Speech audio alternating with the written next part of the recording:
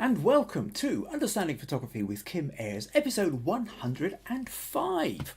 Well, this afternoon, what we're going to be talking about is... just try and find the right buttons here.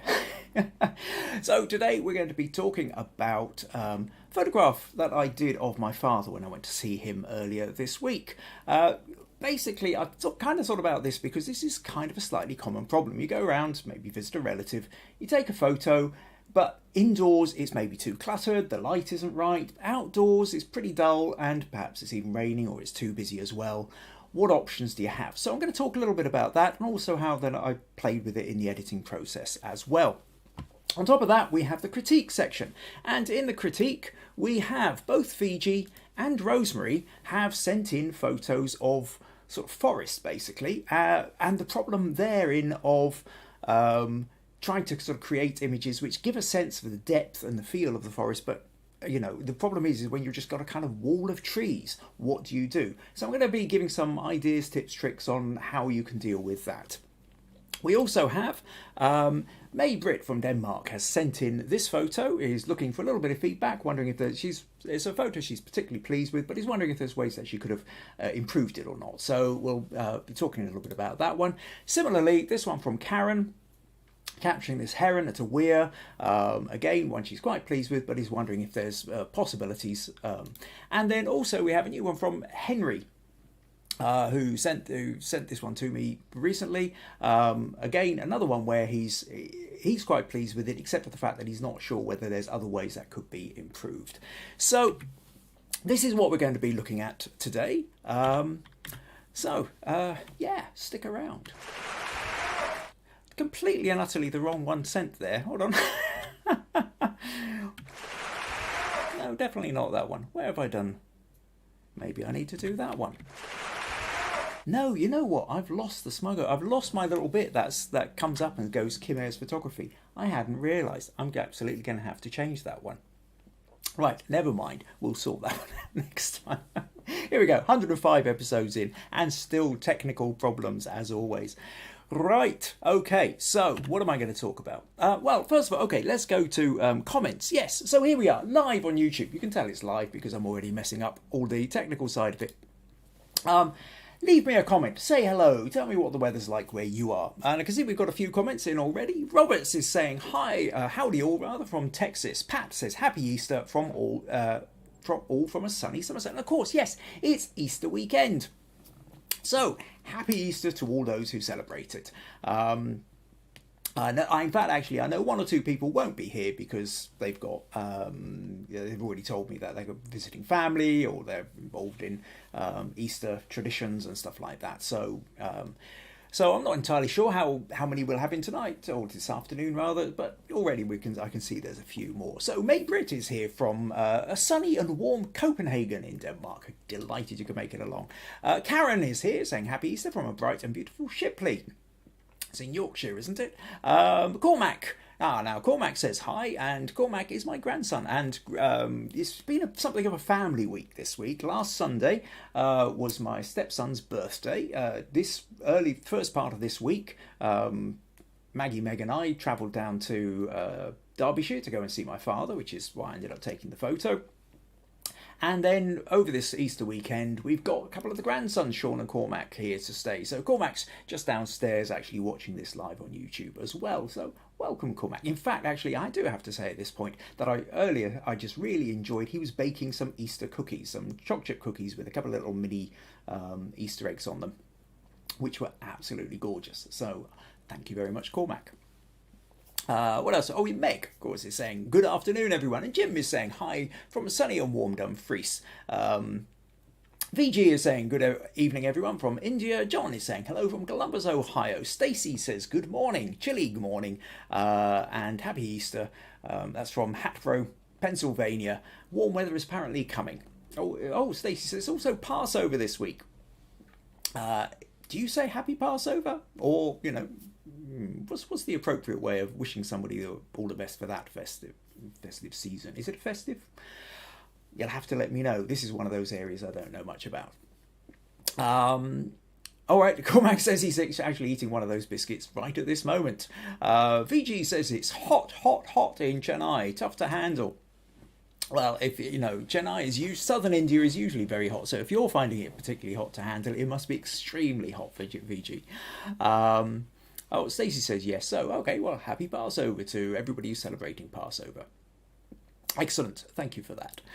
Right, okay, so here we are. So what do I want to talk about? Oh, yes. So what I was going to talk about then was the notion of photography, where it's just a kind of a quick trick, if you like, really, about what to do sometimes when you've got your camera, you want to take a better quality photo, but the light isn't allowing it. It's during the daytime, but perhaps in the house it's just a bit too dark, and so your ISO would be too high.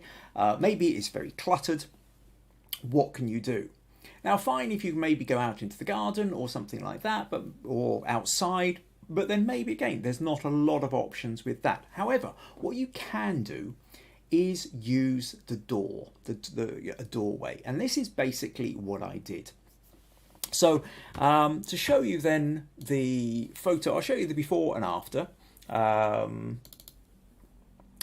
Right, so I suddenly forgot that one's attached to Photoshop. So let me just click open on that and go to arrange the podcast space here and flip over. And here we go. So this is the basic photo of my father. So what we did was we went to the back door, and basically I had him sitting right on the edge of the doorway. Now I did step outside, and I had to say it was raining, but what I did was I just essentially had an umbrella over me, and I sort of tucked it under my arm, half over the shoulder, a bit like you do when you've got a phone. You're trying to keep your hands free. Had the umbrella tucked, and then I was able to stand outside and photograph inwards. Now, the huge advantage to doing it this way is that you are then operating in daylight, so you do get a much better quality of photo. Now, with this one, I was on 160th of a second at f5.6, and I'm only at ISO 320.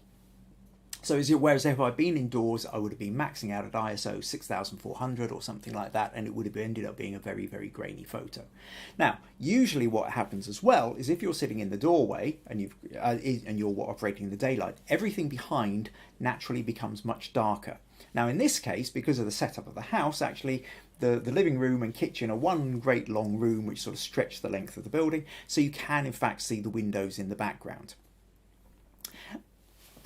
I don't think it's too bad, it's not critical, it's maybe a little bit distracting.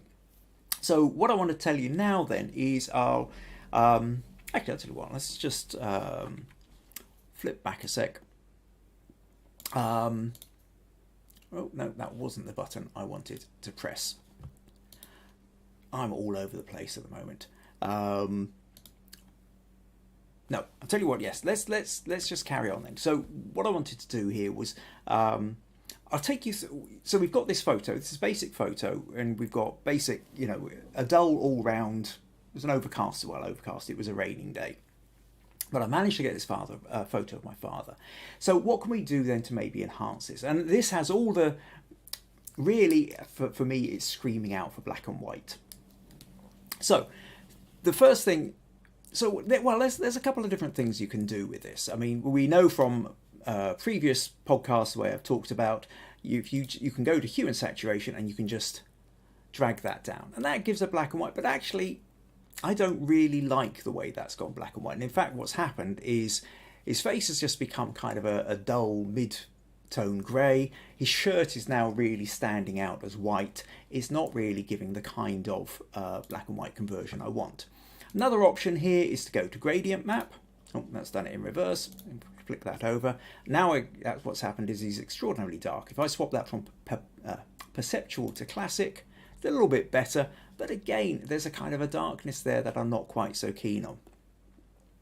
Again, essentially, the contrast means it's the shirt, and maybe the bottom of the beard, that's capturing all the attention. So what I might want to do is, perhaps first of all, actually, is just darken the background a bit before we get around to doing any much converting black and white. So if I go to something like the curves in Photoshop, and I drag this down and then drag that down and make basically everything a lot darker. And then using the mask effect, swap the brush over to black, go to a black here, make sure, well, I'll start off on 100%, and then I can kind of paint back in the face. Now that's looking a little bit odd, so what I will now do is I will drop this down to something like 30% and then just start kind of feathering it in a little bit lighter on the top. We need a little bit more of the pullover, a little bit of the shirt, but we don't want to go much more with the white part. And then I can just come in again, a little bit on the edges. Maybe I need to just kind of go over slightly on there so it doesn't, there's not a kind of hard line at the edge of his face, and just kind of pull that in and just kind of keep gently stroking away until it starts to kind of come back to natural again. So essentially what we've done is we've managed to darken the background without it necessarily looking like you've just kind of cut him out and you've got a hard line there. So have a soft brush, you know, and then feather it. Like I say, if you do the center of it at 100% and then maybe drop it down to something like 30% and just keep kind of feathering away at the edge until you've got a kind of natural look. That in turn is now helping. Now it still looks slightly false, but again, if I now select all of that and paste that, so I've now got a fresh copy of the whole thing.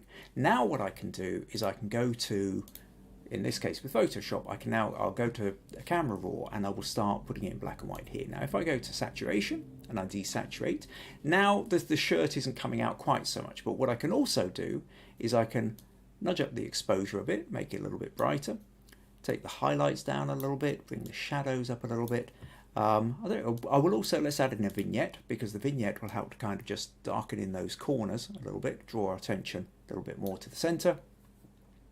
And then at that point, again here, I can maybe just nudge the clarity a little bit, or I can go for the contrast. Now, if I start pushing the contrast a bit, there we go, it then sort of brings out a bit more with his face. And so now we go to this. Now, if we compare that to, had I just done a straightforward hue saturation like that, this is a considerably better conversion to black and white. So immediately there, we've got something, I think, which is kind of feels more like a kind of a, I mean, we've got a wonderful expression where my father's absolutely engaging, looking straight into the camera lens. Little touch-ups I can do here as well is, because I've got this at a low ISO, we can zoom in, we can kind of get a bit more quality. Now his eyes are sort of slightly darker. Perhaps what I might want to do is if I go to the dodge tool, now I've got this set at mid-tones at 4%, and then what I can do is just, again, just start, hold on a sec, doing that on the wrong layer. Okay. So I can just start lightening this up a little bit, like that. So you can see the eye just starts to lighten a bit, and we make a little bit more of that catch light. Now, one of the things is, partly the way the light was falling, partly the fact that my father's right eye sits slightly lower, or slightly more closed, we're not getting a catch light in the left eye. Now, what you can do, if you really want to play around with it, is you can use the clone tool. But what I would say is don't use it at 100%. And what we're going to do is clone a little bit of that catch light over into the other eye. So if I copy that, now if I do it 100% here, kind of looks a bit too bright because it's slightly shaded under his eye. So what I would do is I would say if you put that at about half strength, roughly, and then you can just kind of put it in a little bit and then go over it again if you want. And then we've just got a little bit of a catch light, which kind of feels slightly more natural, I think. And then when we come out, now we've got both catch lights, I think it just really brings the eyes to life. So catch light being the reflection in the eye is one of those things that very often when you're taking a photo of a portrait, if you don't get any kind of reflection in the eyes can look quite dead.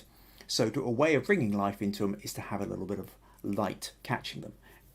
And sometimes with a portrait, if you don't have any light there at all and no option, then sometimes actually literally painting in a little white spot will make a difference. But you have to be careful to try and make it look as natural as possible.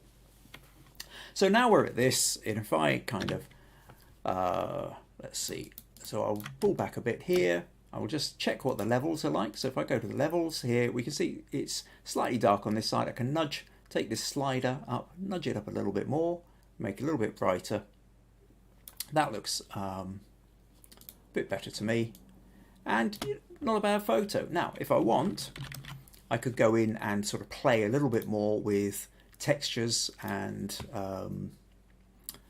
so, you know, if I wanted to really sort of play with clarity a bit, although you see that's having more effect on the background than it is on the foreground. Maybe up the texture just a little bit. My father does have wonderful eyebrows. You can see where I get mine from. A little bit of texture in the beard, and then click OK. And there we have a photo. So if we go back to on history, or in fact, actually, probably the easiest thing to do if I just copy that, drag that up. So now you can see the difference between the original and the black and white. So that's really what I wanted to talk about. There was it's just that kind of thing of what can you do if you are stuck with, you know, the lighting itself isn't really doing you all that many favours inside the house. Go for a doorway. Doorways are great because you've got the natural light outside, and even on a dull day, even on a really overcast day, there's still more light outside than there will be inside with your normal lighting. If it's raining, just get an umbrella over you to make sure you're protecting the camera. You can always kind of find some way of sort of tucking it under your arm or over your shoulder or something like that, and then take the photo in the doorway. The background then automatically becomes darker. You've automatically got a lot more light. The whole quality of the photo is going to be a lot better. The only problem is if the person you're photographing is moaning about the fact that maybe the wind's changed a little bit and they're getting a bit wet in the doorway. Right, okay, so that's what I wanted to chat about. Let's see, we've got a couple more comments here. Right, oh, Rosemary's here. Says, very happy Easter and Passover to all. I will miss joining you live this morning, but we'll catch up on the replay. Okay, well, recognise, Rosemary, that you've got to rush off today, but I will be talking about your photo later. Right, okay. Viji says, happy Easter. I see eggs and bunnies, bunny as wishes everywhere. Why eggs and bunnies? What's the tradition behind that? I know it's the day attached with resurrection of Jesus Christ. Right, okay, Viji, yes. Why do we have Easter eggs and why do we have bunnies and everything else when actually that seems to have nothing to do with Jesus and resurrections? And that's basically because the way the Christian church spread its message over across Europe and then ultimately around the rest of the world, largely tended to be that they would supplant a lot of the traditional pagan festivals. So now this might sound a little bit controversial to some people, but in a way spreading the message is like a lot of the churches in Britain were built on places which were sacred sites where people were gathering for their pagan festivals anyway. And then there are particular things like spring festivals and winter festivals, and so Christmas is right at the solstice. Particular Saints' Day, All Saints' Day is Halloween. And of course Easter is a spring festival. So that, in essence, if you want to try and convert other cultures to your religion, one of the best ways is to place your religion in the places on the days when people are turning up anyway, and it kind of makes the whole thing much easier to meld in. This is why around different countries in the world there are sometimes different kind of traditions. So if you think of the South America and Mexico, the sort of Day of the Dead kind of thing, now that's become much more popular in the last few years in the West, but for a long time was really kind of a South American tradition. So you're kind of supplanting local traditions with that. So to bring this all back around, really the eggs and the bunnies are spring festival time. They also kind of represent growth, newness, an egg. So we've just been through a very long winter, or any winter really in the Northern Hemisphere, Western culture, you've been through winter, you're now looking to celebrate spring. Spring, so you have the birds laying eggs, you have bunny rabbits suddenly exploding all over, well, not literally exploding, but the explosion of bunny rabbits as they're breeding, and suddenly there's baby rabbits all over the place. So once you start seeing baby rabbits on the verge and all over the place, it's a sure sign that spring is here. So kind of in the same way that Christmas, there are all sorts of Christmas traditions that also likewise have absolutely nothing to do with the birth of Jesus. There are all sorts of Easter traditions that don't have anything to do with the death or resurrection of Jesus either. It's just they happen to be festivals and celebrations of particular times of year that have gone back for thousands of years and have then been adopted by the church. Now, I don't know whether I've now lost any Christians who are watching. I hope not. I think it's a fairly accurate representation to say, and I'm not condemning any religion whatsoever in the process of doing this. Right, okay. Let's see. Hopefully that gives you a bit of an answer there, Viji. Pat says, beautiful photograph, complete trust. I hope he was pleased. Jackie says, hello from South Africa. Glad you could make it along, Jackie. Oh, Anne says, message retracted. Well, I hope it wasn't anything too outrageous, Anne, but glad you're here. Viji says, great photo of your father, Kim. Maggie says, eggs as new life and shape of the stone of Christ's tomb in the story. Oh, I didn't really realise that one, Maggie. I think bunnies are a fluffy marketing ploy. Karen says, VG, chocolate eggs, just a way of celebrating child-friendly eggs, I suppose, signifying new life. And happy bars over to Stacey. Stacey says, some are traditional. Jesus being born in a Jewish household at Passover meal is finding the half matzo. Yes, eggs are about new life, but I believe the two traditions are melded together.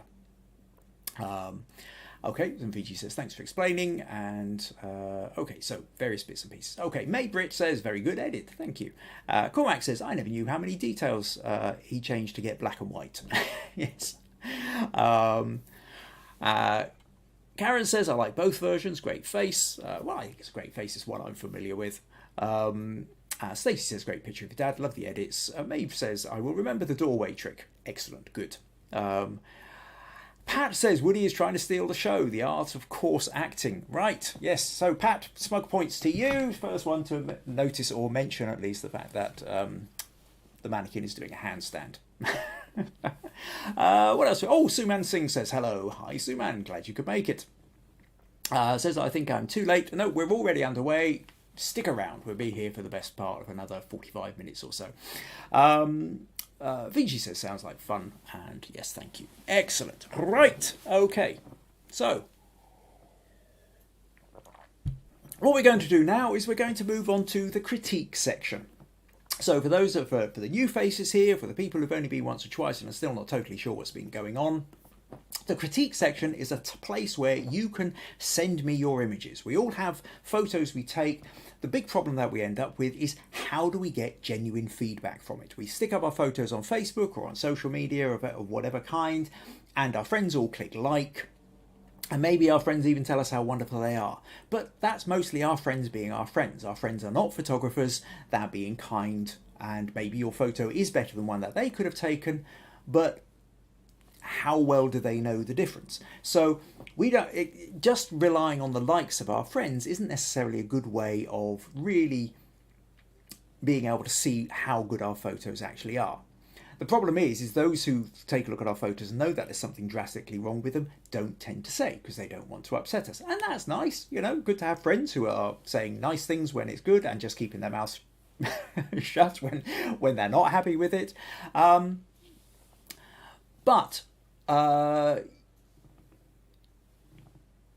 Sorry, completely lost where I was going there. Yes, critique section. That's right. So, how do we get genuine feedback? So, the whole point of this part of the podcast is that people can send me images. Now, if you belong to we've got a Facebook group called Understanding Photography with Kim Ayres. If you are on Facebook, do join the group, and then you can submit your image there for critique. If you don't do Facebook, and there's a couple of people who regularly, Rosemary is one who regularly joins us, who doesn't do Facebook, and she emails me the images to kim@kim kimayres.co.uk. So that's another place you can send me the images. When you send me the images, tell me what it is your sticking point is. Tell me why you want the feedback, what kind of problems you've got with the photo, and I will do my best to help. So hopefully that gives you an idea. Okay, got a couple. I've got another one here. Oh, Suman says, "Hey Kim, can you tell me the name of the book behind you? The black one is looking very beautiful."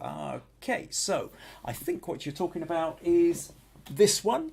This one, Suman, is a great big tome, and it's Caravaggio, Renaissance Italian artist. And one of the reasons I have this one is because it is full of fantastic paintings by the artist Caravaggio. So several centuries ago, Caravaggio knew everything you ever need to know about lighting and shadow. And I often say a lot of the kind of photography that I do, particularly my kind of stage narrative, tableau type photography, I study the old masters as much as I study other photographers. So yeah, look up your painters, look up your artists, and see what they're doing with light and shadow. And particularly Caravaggio is an absolute master at it. So hope that answers you there.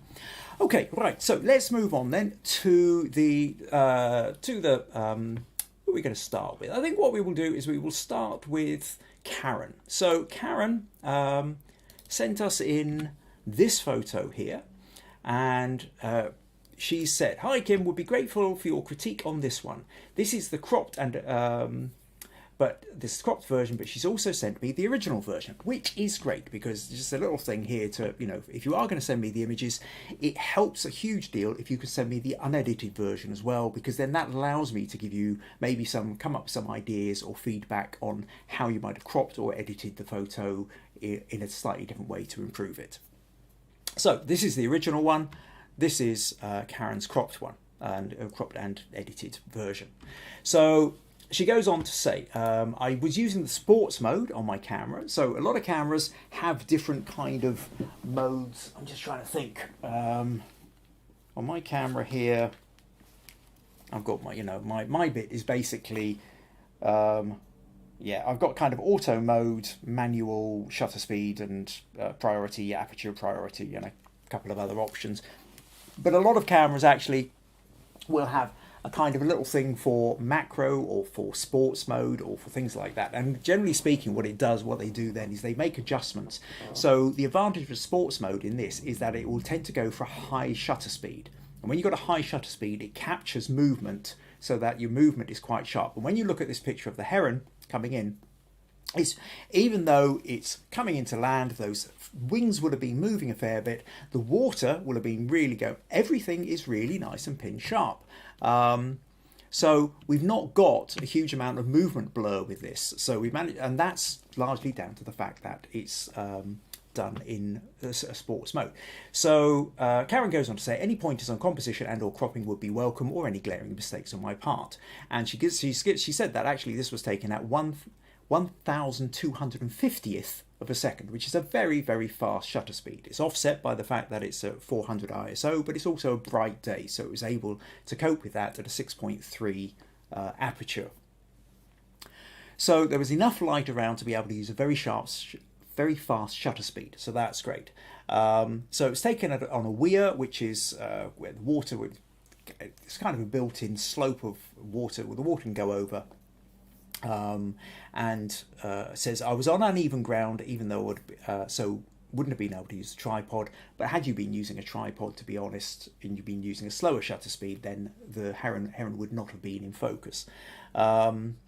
So it's only about 20 minutes from where she lives, and so she was clicking for ages before she got this one. And that's one of those things about wildlife photography, is there's a very small hit rate. You tend to have to take an awful lot of photos to get one that stands out. Now, I will say, Karen, I think this is a lovely photo, and I can see why you're pleased with it, and I would have been delighted had I got this. The question then is, how can you maximize this one? Now, what you've done with this is you've cropped it this way. Now, you've given it a nice kind of wider screen kind of look to it.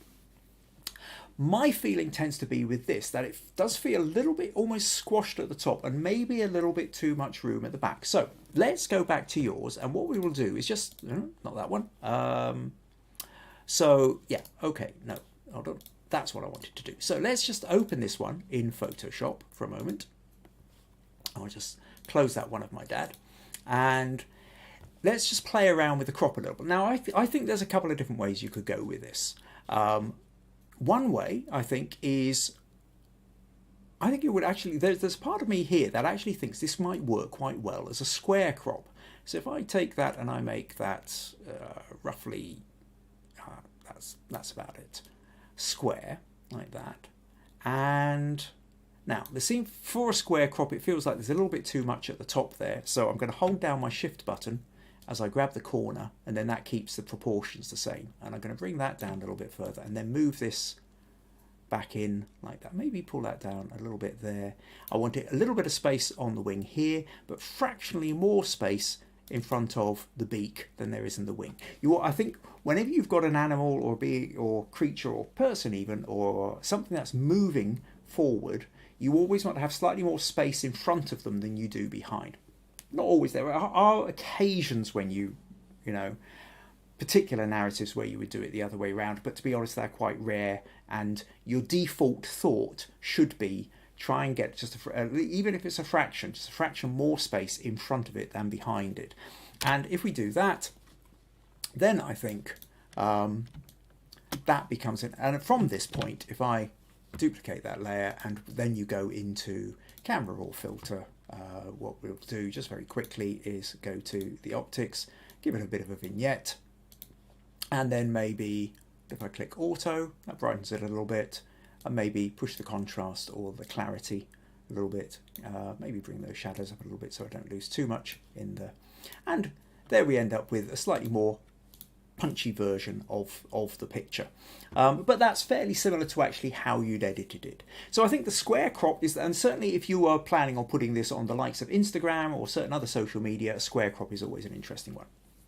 However, to go back here, now your version here, you've gone for more of a landscape feel. But again, to go back to what I was saying about having a bit more space in front than behind, I think this is what this is kind of lacking a little bit. So I think if I was going for a landscape crop, yes, we don't need as much of that at the top, and we maybe don't need as much at the bottom.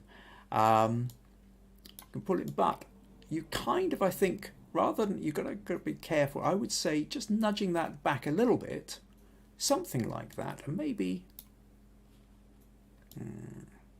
I was kind of like that. I think that, okay, you could bring it in a little bit tighter perhaps, in a bit, down a bit, you know, careful I don't go losing that foot, maybe pull in something like that, I think.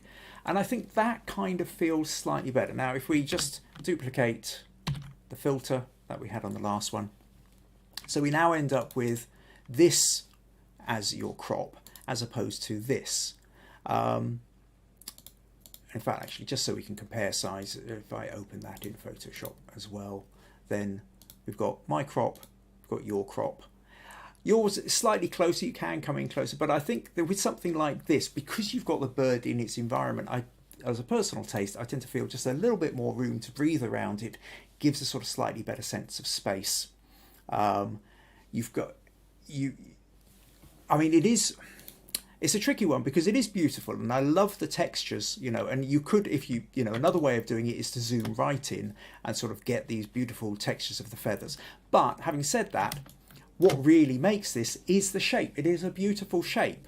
And so, I think, so you do want, I think, the whole body, but it just does feel kind of like you're a little bit low on the top, a little bit high on the bottom, and a little bit too much space behind it, not quite enough in front of it. And so in essence, that crop I feel tends to give it a slightly better one. So that's my thoughts on that, Karen. Lovely photo. I hope that gives you a few ideas on how you might sort of play with it. Okay, a few more comments here. Stacy says, what are you doing handstands? What is above his legs? Okay, what's this sticking out? That's the stand. So basically, generally speaking, that's what keeps him upright. So this little wooden bit is the stand. So, however, I can't seem to take the stand off without risking the breaking the whole mannequin, so I've kind of left it there. Okay, so what else have we got? Oh, Suman says, wow, it's also good from the inside. Yes, it's always worth buying a book if it's good on the inside as well as the out. Right, okay. Stacey says, nicely done, capturing the heron. Meg says, beautiful photo. Cormac says, what was the email again? I have a photo. Okay, I'll talk to you afterwards, Cormac. It's a bit too late in the day to try and give you some feedback on this one on the podcast. However, come and show me afterwards and we can certainly talk it through. Okay, Suman says, yes, I also need the email to send my pictures. Yes, so if you are wanting to be involved, like I say, to send an image to get critique and feedback, join the Facebook group. If you're on Facebook, Understanding Photography with Kim Ayres, and you can submit your photos there. Or if you want to email me directly, kim@kimayres.co.uk will get it to me. But like I say, let me know what your sticking point is, what kind of feedback you're looking for on the photo. Viji says, lovely landing, Karen. Hope I'm spelling your name correct. Yes, she is. While the background and the bird are hues of grey, yet the bird stands out. Great capture. Anne says, I love the way you are capturing the movement of the landing. And Karen says, helpful, particularly like the square crop and the vignette. Thanks for the positive feedback, everyone. Excellent. Right. Okay. Let's move on then. So our next one comes from Henry. Now, Henry, he did say he was hoping to be here today because he had a bit of time off, but he obviously hasn't managed to make it the live one, but hopefully will be watching the recorded version. So yes, again, just as a wee reminder to especially anybody new here, this is episode 105, which means there are 104 other episodes you can go and dive into anytime you want. So we're on YouTube here, youtube.com/Kim Ayres, somewhere along here. Go to there and you will find that there's an Understanding Photography with Kim Ayres playlist, and from there you've got all the, what I also have is I have a bite-sized list where sometimes there are specific little sections, anything from 2 or 3 minutes to about 10 or 12 minutes, which I've taken out and created a little kind of separate, easily digestible part. So even those of you who've been around for a little while, don't forget there are back episodes and these bite sizes you can always go and check out. So yeah, go do check out the YouTube channel, subscribe and invite your friends. And probably just a good point at this point to turn around and say, if you would like to support these podcasts, if you find them useful, interesting, entertaining, and you feel like they're particularly helpful, then buymeacoffee.com/Kim Ayres is one of the ways you can help. All right, okay. Let's move on then to our next one. So yes, Henry. So Henry sent in this image. Let me just flip over here. And he said, hey Kim, this is my submission for this week's Understanding Photography. Hopefully I can join in as it's Easter Sunday. I will be off work. Look forward to seeing your view on the photo. Right, in relation to the photograph, this is the photo I took at Upton House last year. The colours just fit together so well with the subject. And even though it was taken with my old Lumix DMC TZ60, I was extremely chuffed with the quality of the image. I would love some extra feedback as I'm not quite sure how to improve on this with my new Nikon D5600. Okay, Henry, so what we've got here, we've got this wonderful dragonfly sitting on, I don't know, it could be a hollow piece of bamboo, but anyway, it's on something, really vivid green background, caught in the sunlight, and we've got shadows of the wings casting onto the inside of the bamboo. So immediately it's a very striking image, it's a very bold image. Now, it feels to me slightly like in the editing process, because those greens seem very, very vibrant, that something in the editing process means essentially the saturation has been increased a little bit. Now, what I would say is, depending on where you are displaying this, if you are displaying this on something like PhotoCrowd, Guru Shots, Viewbug, one of these online competition sites where people are looking at hundreds of photos at a time and are scrolling through, then having a strongly almost oversaturated photo can often work in your favour because it grabs the attention against something which is slightly more naturalistic in its colour palette.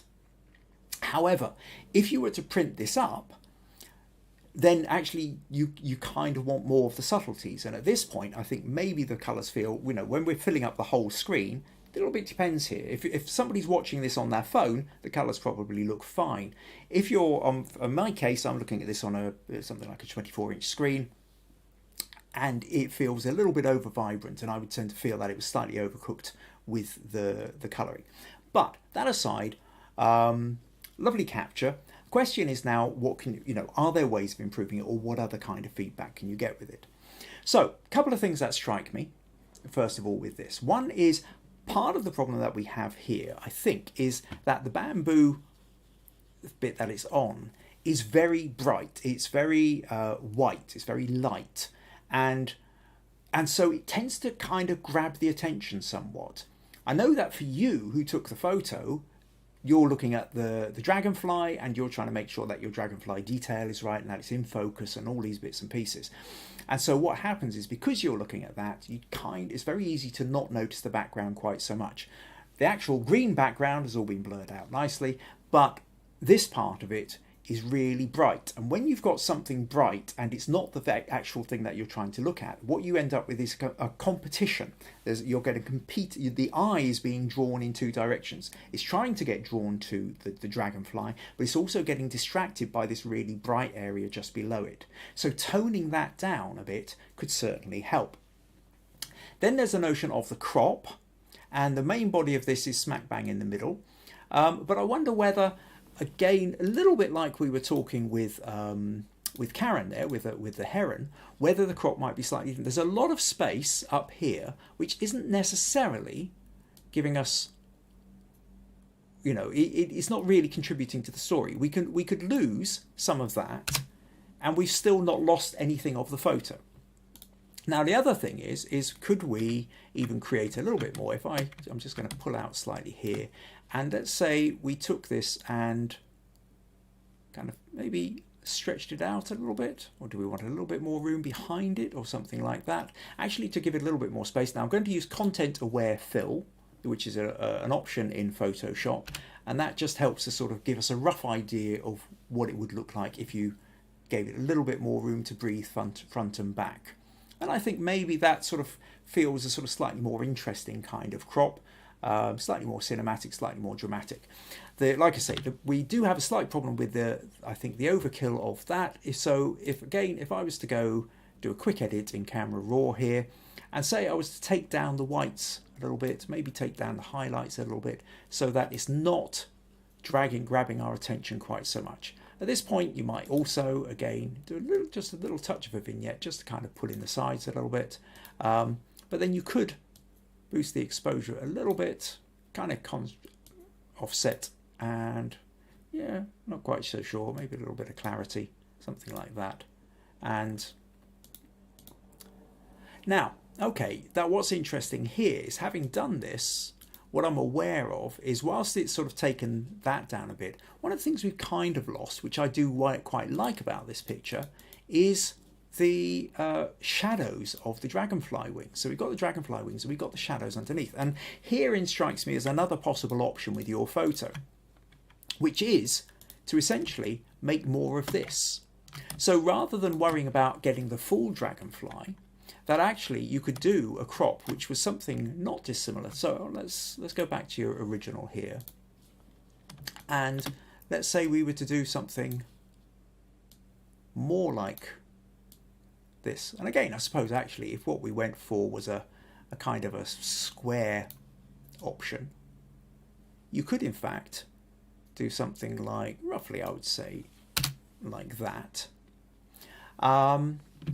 And then what we might do is we could do the auto. It's not quite so sure about the auto, but okay, up the exposure a little bit and create a little bit more clarity, and then just that kind of brings in a little bit more, or maybe contrast a touch. And actually what we're doing now is making more of these wonderful wing shadows. So sometimes, I mean, certainly with dragonflies, they're pretty small. I mean, they can feel quite large compared to other insects, but in terms of overall, they're quite small. And, sometimes we want the context, and sometimes we really want the detail. Now, a little bit depends on how much more detail you can get out of your camera. But I just couldn't help but feel when I looked at this, there is something beautiful about the dragonfly wings and the shadows of the dragonfly wings on there. So hopefully then, Henry, that gives you a couple of ideas of ways you might play around with that photo. You know, I think either sort of, you know, again, give it sort of slightly more room to breathe around it, but you maybe don't need quite so much of the green on top. It's kind of very much in the middle, and I think make more of the shape of it. Or alternatively, go in and kind of really find a beautiful detail like those dragonfly wing shadows and try and make a feature of that. So I hope that gives you a couple of ideas. Right, okay, couple more comments.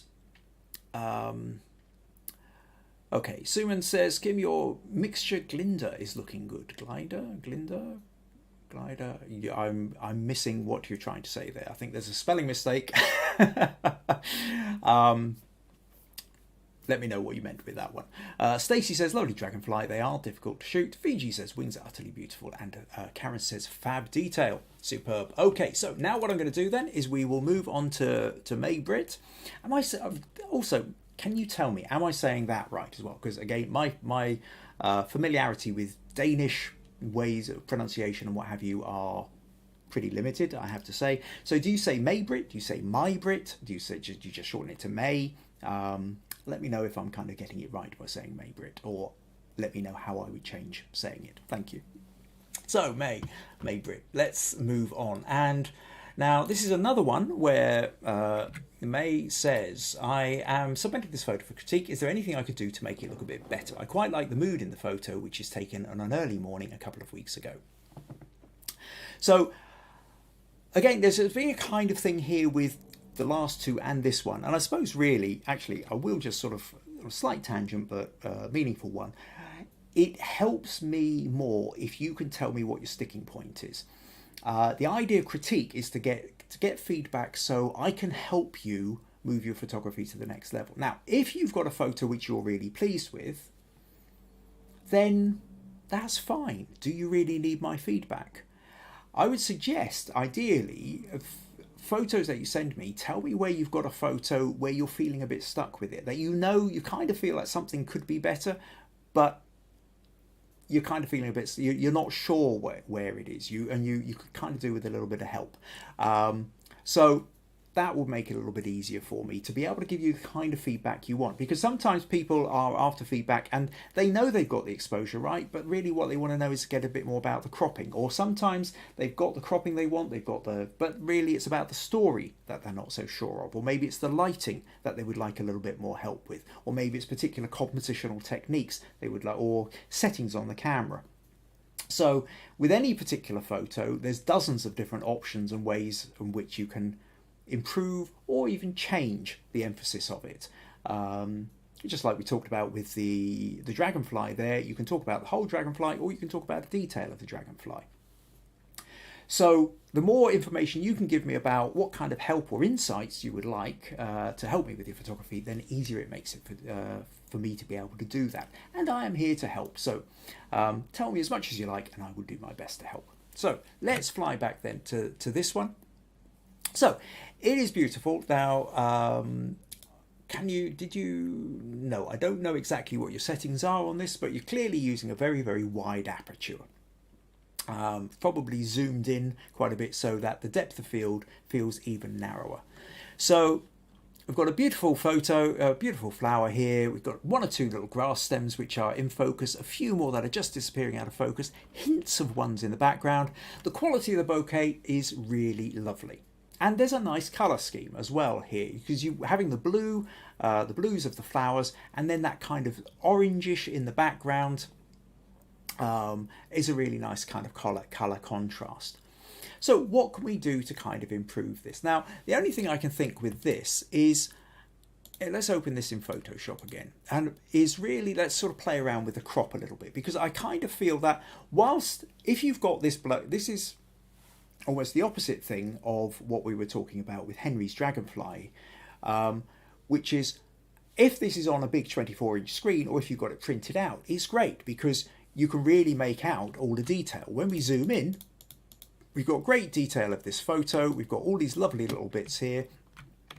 But when we zoom right out here, if you are looking at this on a small screen, and bear in mind that, oh, I don't know what the percentages are, but it's well over 70%, possibly 80 or 90% of ways that people view images these days on digital devices tends to be on a phone or a tablet.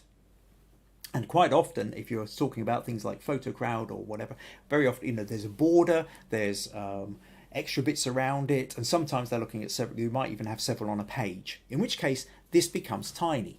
And if I zoom out a little bit so that the photo is now this big, taking up this much on this, can you actually even see what it is? And you can't, unless you know what it is you're looking for. It's a shame because it's a beautiful photo. So what I would say is really my temptation with something like this is to really crop in closer.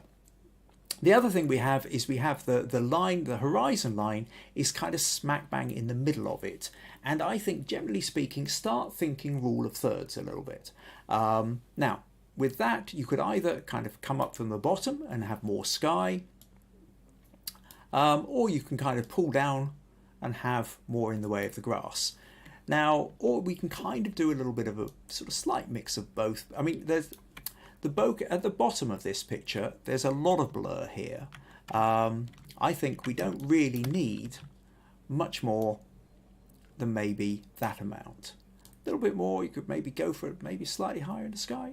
It's difficult to kind of tell. I don't think we're going to get an exact thing, but something like that, I think, becomes, and then move that sort of slightly more into the edge of the screen. And we kind of end up with something like this. And I think, whilst we do then miss, there was a lovely bit of detail over on the left here, which I really liked with a sharp bit of grass. But in terms of overall getting your message across, I think this, you know, a closer in crop works better. And for that matter, if you wanted, you could go in even closer. Again, I'm reluctant to lose some of this grass here, but we do in this case kind of need to just edge that in a bit. And at this point now, I think if this is going to be looked at with small devices, then this would actually be a kind of a better photo. Having said that, I understand why you had the large one, because some of those extra little details are rather lovely. And in that case, maybe, depending on how much you like to play around with Photoshop, I mean, I really like this little bit of detail of grass here. It's not out of the question that what we could do is we could just kind of copy that, paste, drag this bit a bit closer to it, and then using a mask, just gently kind of, I don't need to put that back on 100%, just kind of mix in a little bit of the original, something like that, so you can't really see where the join is.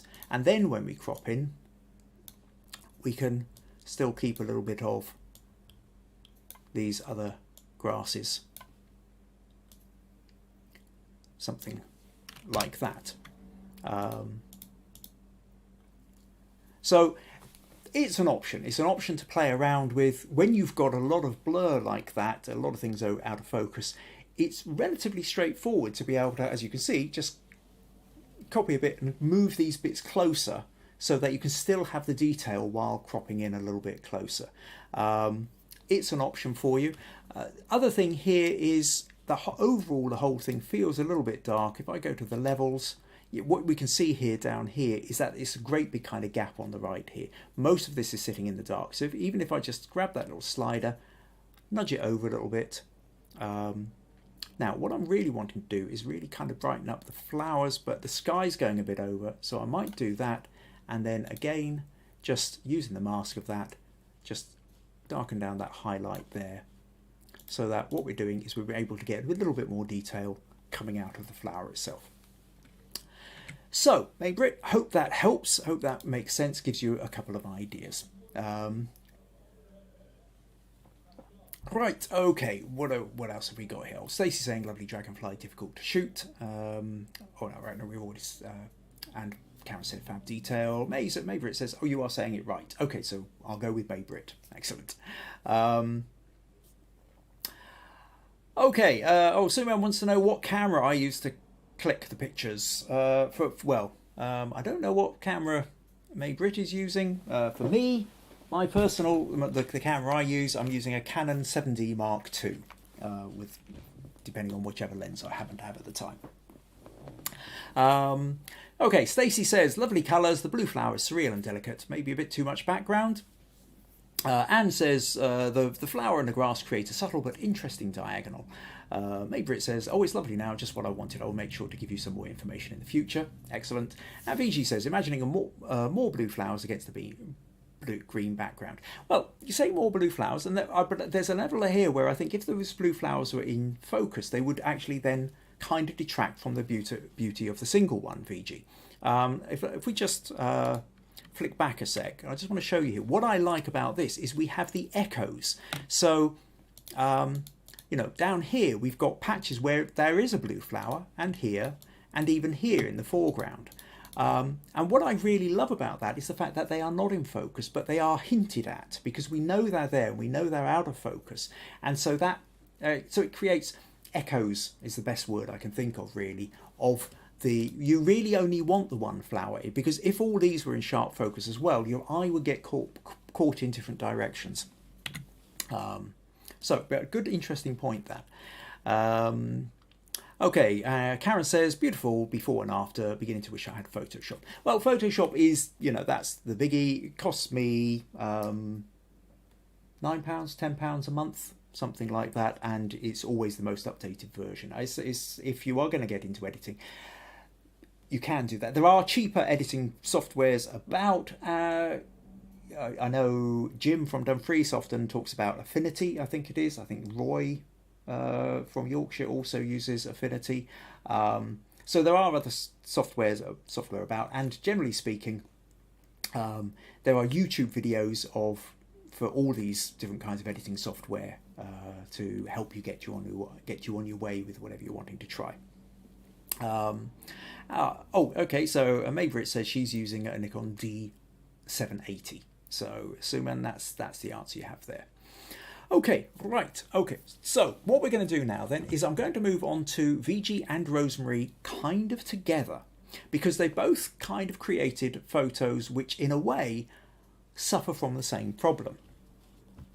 So to show you then what we've got is Rosemary sent me this one, and then Viji sent me this one. So this is her crop, and this is the original. So what we have in both these cases is we have pictures of woodland. Now, what I'm going to Rosemary, I've talked through what Rosemary said about this, and she said this week's submission is one I took in search for the woodland scenes to submit to the Wilderness Challenge a couple of weeks ago. When you explained during the Wilderness Challenge podcast, the story being the thing that compels us to lift the camera to the eye and capture the image. So yes, there's a reason whenever you take a photo, there's something that made you think about why you want to take a photo of it. There's a reason you pulled the camera to your eye, and trying to understand that helps you then with all the decisions you make next. So this particular shot came immediately to mind. It was the green, the play of light on the moss, the jumble of new growth that captured my eye. In my mind, this image conveys the sense of being present in the woodland, bringing the feeling of freshness of spring. The composition, though, lacks a specific point of interest. I feel that it lacks some element to cause the eye to want to linger in the frame. Is it possible to do this with the image, or do I have to go back and try again with a different angle? Routinely, you tell us either to pull back or come in closer. She's tried cropping in different parts of it, but never felt that the crop worked. And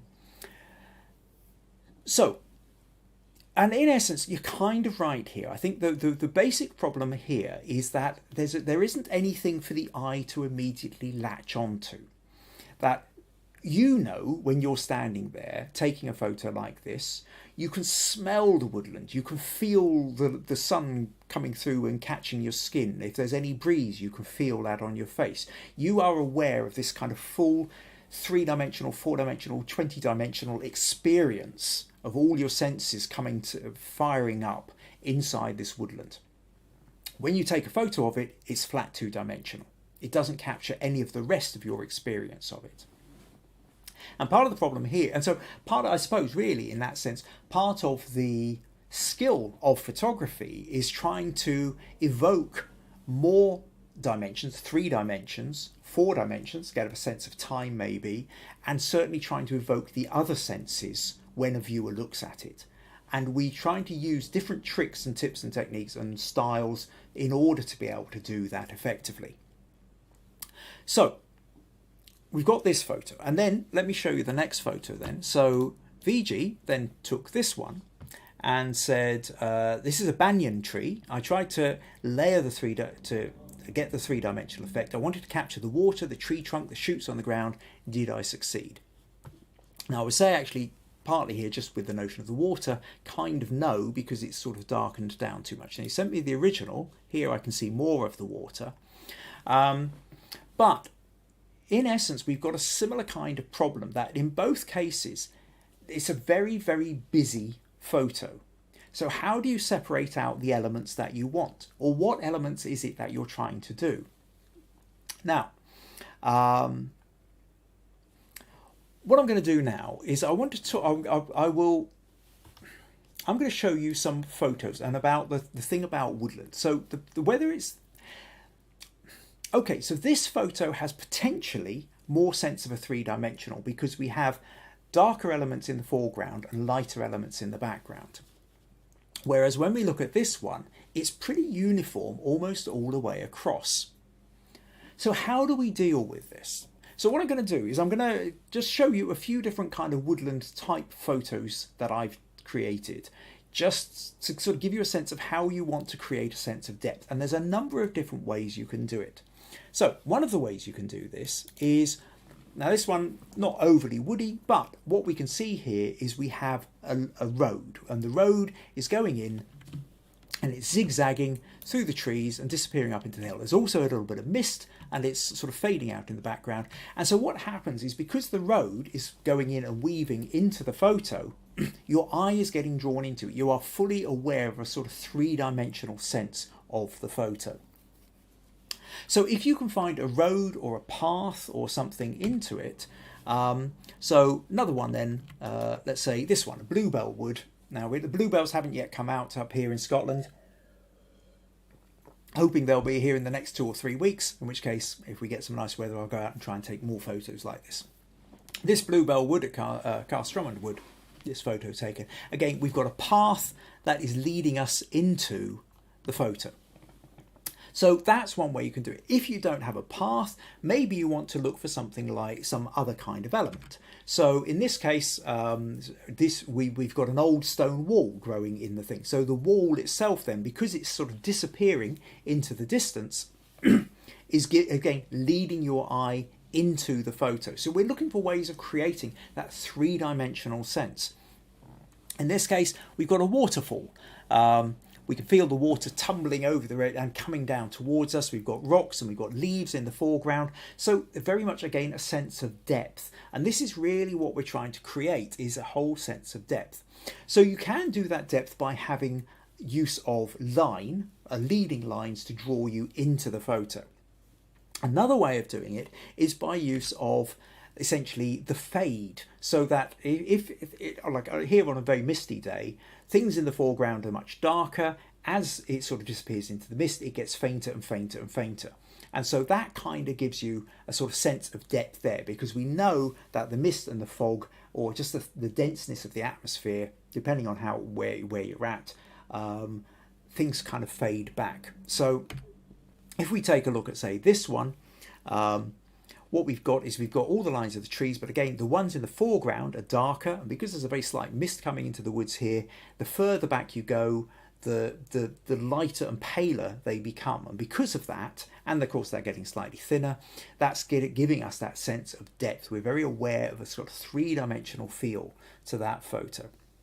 Again, playing with mist, something like that, and you have some elements in the foreground like the leaves and the branches here, and then is sort of getting misty, distant, slight colour shift in the background. With this one then, there's the use of the backlight. If you've got the sun right behind, so it's much lighter in the background. We've got so we know we've now got shadows moving forward. So that in itself is again giving us a real sense of depth and movement into the woodland. This one, a sense of we've now got the sun behind it. We've also got mist, and this one here, where we're kind of now combining several. We've got mist, so the bits are fading out. We've also got sunlight behind the trees, so that's giving us a sense of depth as well. And also the line of trees is getting, the trunks are getting thinner and thinner, so you know you're moving into the photo as you're going along. Finally, another option here is where I'm out and there was a fantastic streak of sunlight coming through the trees. We know it's dark behind, it's also dark before, and then we've got this fantastic streak of light just in the kind of the middle ground. So each of these effects, whether it's sort of the level of focus that is more in focus, or it's fading, it's getting more blurred in the distance, or whether the light is fading out, or whether you've got light behind it, you've got movement of shadow, all the time what we are trying to look for is a sense of depth, of how are we going to manage to get a sense of depth and feeling into the photo. Especially when something like a woodland can be so busy with many branches and leaves and everything else, which are all vying for our attention. So we're looking for roads, we're looking for light, we're looking for layers. We really want to kind of work our way through the layers to get that sense of depth. So how does that then apply to, if we go back to something like Viji's photo? So if we go to here, and what we can see here now is so this is the unedited version. So what I'm going to do is I'm going to open this one in Photoshop. So I can close down these ones, Karen's and Henry's and Mai-Britt's. And so part of the thing we have here is it is a very, very busy photo. And what I'd be tempted to do is I'm going to duplicate that layer. Now, sometimes playing around with the color balance in itself can make a difference. If I go image auto tone, that's maybe darken it, auto contrast and auto color. Yeah, auto colors maybe made a little bit of a difference. I'll tell you what I'm going to do. I'm going to duplicate that layer and we will try this in raw filter, because that will do a different kind of thing. And I will go to white balance auto. Now, if you look at that, if we go as shot, it's very kind of green, sort of a bluish green. And then we go here and it's now become very kind of, now it's to my mind that it's gone a little bit too yellow, so I'm just going to nudge that back a little bit. But what it's done is it's sort of brought the browns out. It's really sort of made the browns richer in the tree. So if I click OK now with that, and we can compare, you see that in itself, I think, is automatically kind of making the brown stand out a little bit more. So let's duplicate that layer again, go back into camera raw, and then at this point, I think, if you want, you add a little bit of vignette, but you've got to be careful you don't overdo it. And then if we want, we can,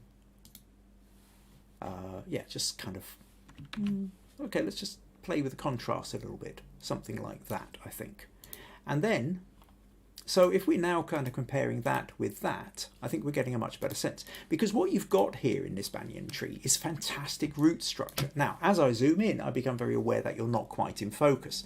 And if I look at the settings that you've got, I can see that your exposure was 1/20th of a second. And the problem with 1/20th of a second is if you're hand holding it, it's too slow. The very slight wobble of the hand, and it's not going to be perfectly sharp. And that plays against you a little bit as well. It's a little bit of a shame. I think you've got to go back, try and get a faster shutter speed.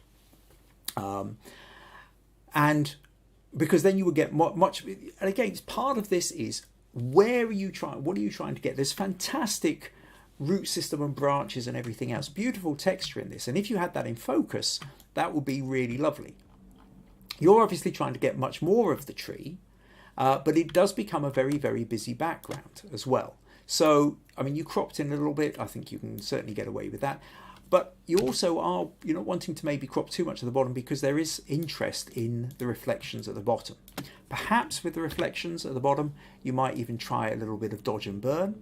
So with the dodge tool, what I'm doing, I've got that on midtones at 4%, just to help, just on the water, I'm going to lighten up some of these reflections a little bit, but then I'm also going to use the burn tool just to darken down the shadows. I've got, oh no, I don't, So I'm going to put that on shadows, something like about, what's that, 3% say, and just do this a couple of times just to kind of darken. So by creating a little bit more contrast just in the water, I think you'll see that the water then kind of feels like it's becoming a little bit more reflective and kind of grabbing the attention. So if you're wanting that sense of that, that becomes important too. Kind of helps a bit that it's lighter behind, because it does mean that the branches in the foreground are a little bit darker. But yeah, really try and get it in focus. But with this, I'm kind of tempted to say try and focus on maybe some of the details would be. It's very difficult to try and get everything you want. I mean, another option here, go for a wide aperture. What was your aperture on this? Was 5.6, but if you could go to something like a 2.8 or even wider, you know, if you had your 50mm thing and you were using a 1.8 and focus it on the trunk of the tree, then that might blur out some of the background a little bit more and allow the tree itself to kind of sit out against the background.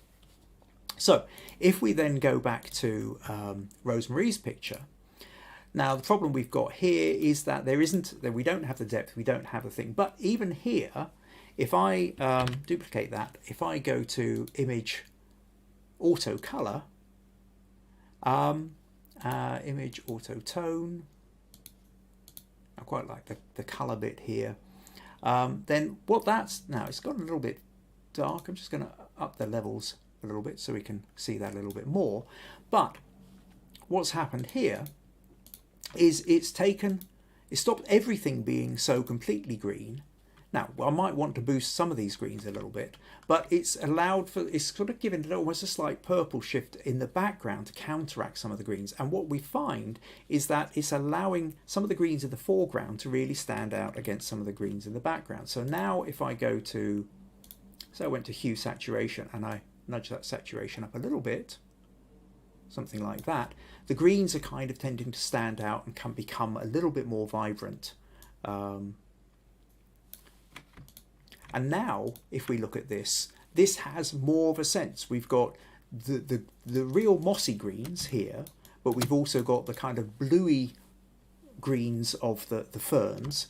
But the branches themselves, the wood itself, has gone slightly, has taken the greens out. It's kind of got a little bit more of a purple shift, and that allows these beautiful mossy greens to really stand out against the background. So if we compare these three, I'll just group those together for a moment, to the original. See here with the original, they're all being the same kind of colour green, you can't really distinguish any sense of depth.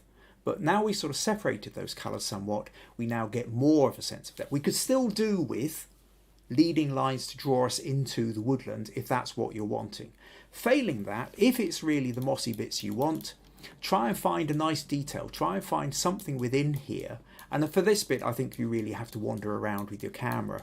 And what you're looking for is, you know, a nice bit of overhanging moss, maybe contrasting with a curve of a fern, you know, something like this. And you're trying to look for diagonals and triangles and create a shape, or you're trying to look for something that actually really catches your eye.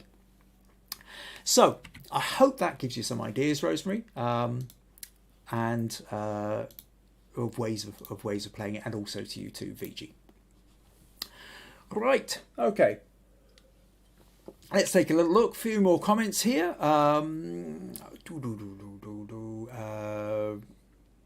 Okay, so Jim says Affinity is cheap to install, a one-off payment with regular updates, no monthly subscription, which suits my pocket. I find it no more difficult to understand than Photoshop. Yeah, I will say about Photoshop is that it is a very complicated program, or it can be. It is the industry standard. Because it's been around for so long, it's not always intuitive. Fortunately, there are 10 million YouTube videos out there on how to play around with Photoshop. So the best thing is, if you want to try an editing style, you type that into YouTube and you will find videos out there telling you how to do it. But it's not necessarily the easiest one to operate. But because I use it, that's the one that I use here. Unfortunately, I can't really comment on any of the others. Right, okay, where else are we? Oh, sorry, Viji says she loves the shot with the road weaving through it. Stacey loves the blue blanket of the bluebells, and Meg says, "Oh, bluebells are my favourite flower." John says his as well, and I know also Pat has a particular affinity for it. Viji says, "Amazing shots. I will try some of these techniques during my vacation next month." Okay, and then Pat's wondering where Vigi's off to. So a little bits of conversation going on in there.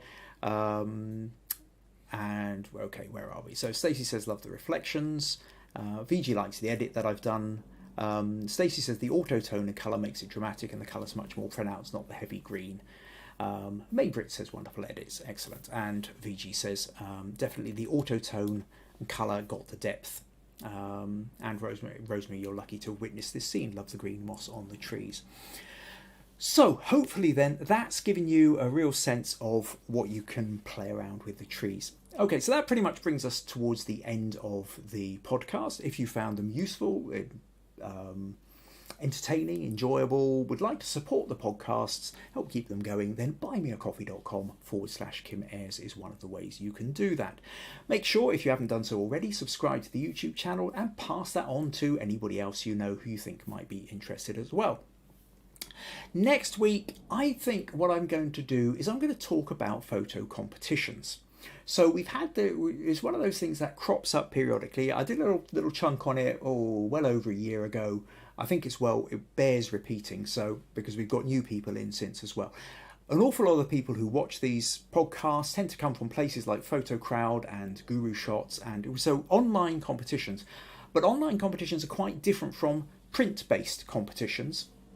And even the online competitions, there's a difference between the crowd vote and the expert vote, which some of you may well have noticed. So what I want to do is I want to talk about how you can kind of start nudging the odds in your favour by understanding how your pictures are being seen and how they are being voted on. I touched a little bit on it when I talked about Henry's dragonfly, but I'll go into more detail about it with that. So that's what I'm going to talk about. And then I think possibly, as a little plant a seed for the future, in 2 weeks' time, what I will do is I will ask you specifically to send in photos that you love to stick in for competitions but never really give you the feed. You never get as far with them as you feel you ought to. You really think they're great photos, but nobody ever seems to respond to them. So perhaps what I will do then is I'll do a special on that, and we'll do a kind of critique section specifically with competitions in mind. So anyway, next week, make sure you tune in. That will be episode 106. Make sure you're subscribed to YouTube or you are joined onto the Understanding Photography with Kim Ayres Facebook group. If you want to get in something, we'll still be doing a critique section next week. Get your photos in early. The earlier the better. There's a limit to how many. I've done 5 today. That really is my kind of upper limit. If I end up with more than that coming in, then they will get rolled over to future weeks. Right, that's about it, I think. Okay, Viji's talking about where she's going on holiday. And Mai-Britt says, thank you very much, very informative. Excellent. Right, well, thank you to everybody who's turned up today. Hope you found it useful. And I look forward to seeing you all next week or during the week, during the Facebook, on Facebook. Yeah, that's pretty much us. Enjoy the rest of your Easter weekend. Take care. Bye-bye.